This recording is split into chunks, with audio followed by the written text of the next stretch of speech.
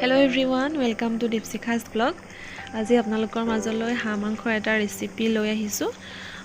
খুব তেলি হাঁহ হয় আৰু হঠাৎ ভিডিওটো কৰা হ'ল নকৰাকে নোৱাৰিলো আসলতে।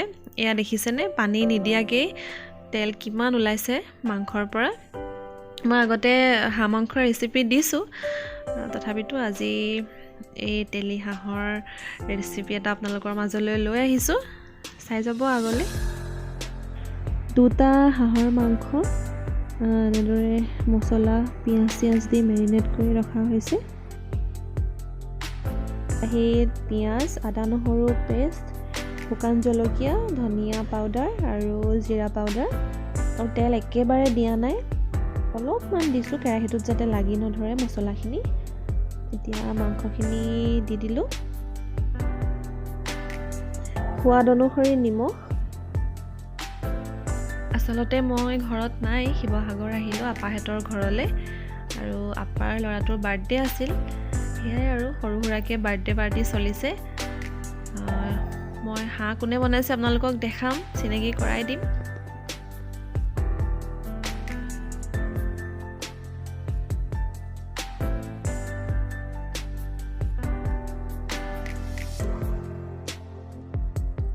আজি মাংস এই ইলু আপাই ৰান্ধিছে।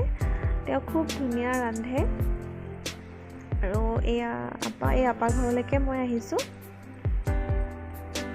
এয়া ভণ্টি চিমি আৰু এগৰাকী আপা আছে। এয়া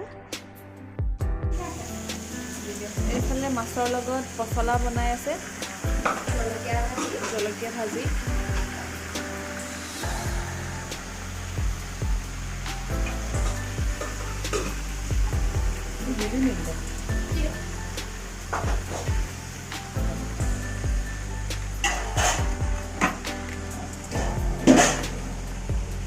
এয়া বইল দাইলটো বেছি নচলিব, মাংসই খাব বেছি নকৰি দিয়ে। গাহৰি এয়া লাই শাক গাহৰি খুব টেষ্টি হৈছে।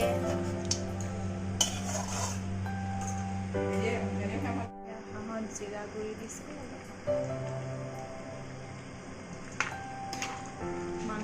পানী নাই দিয়া ন, তেল লাগি থাকিছে একদম তেলি হাঁহ।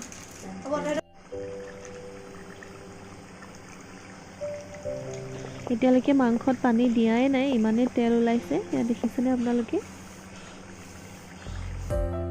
মাংসখিনি অলপ সিজাৰ পিছত এয়া কোমোৰা আৰু আলু দিলে।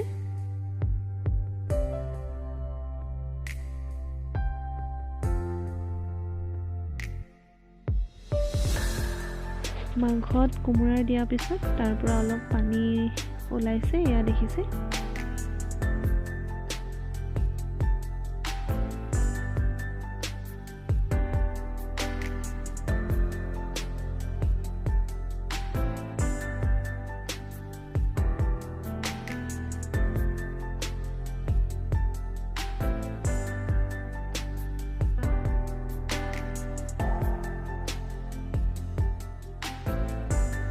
এয়া আমাৰ মাংস ৰেডি হৈ গ'ল।